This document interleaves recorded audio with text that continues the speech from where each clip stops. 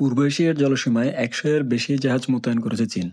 আসলে তাইওয়ান নিয়ে চীনের অবসেশন এই রিজিয়নে এতদিন যে আগুন জ্বলছিল, তাতেই মূলত ঘি ঢেলেছিলেন জাপানের বর্তমান প্রধানমন্ত্রী সানাই তাকেইচি।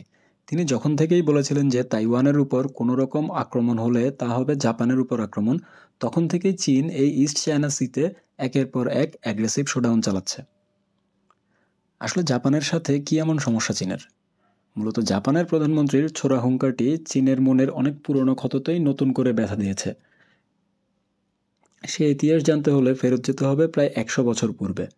সেই কলোনিয়াল যুগে ইউরোপিয়ানরাই যে কেবল কলোনি বানাচ্ছিল এশিয়া আফ্রিকার বিভিন্ন অঞ্চলকে, তা কিন্তু নয়। এই তালিকায় ইউরোপিয়ানদের সাথে জাপানিজরাও ছিল ভালোভাবেই। তারা চীনের প্রায় গোটা মাঞ্চুরিয়ান প্রভিন্সেই দখলদারিত্ব প্রতিষ্ঠা করে এবং তাদের বর্বরতা ছিল ব্রিটিশ, ফ্রেঞ্চ বা পর্তুগিজদের চেয়ে কোনো অংশেই কম না। সেই ১৯৩০-এর দশকেই সেই অত্যাচারের কথা চীন এখনও ভুলেনি বললেই চলে। সেখান থেকেই মূলত চাইনিজদের সাথে জাপানের একটি জাতিগত দ্বৈরথের সৃষ্টি হয়। এখন এই ২০২৫-এ এসে কি চীন তাদের সেই ১০০ বছরের ইতিহাসের বদলা নিতে পারবে কিনা তা সময়ই বলে দিবে। আপনাদের কি মনে হয়? কমেন্টে অবশ্যই জানাবেন।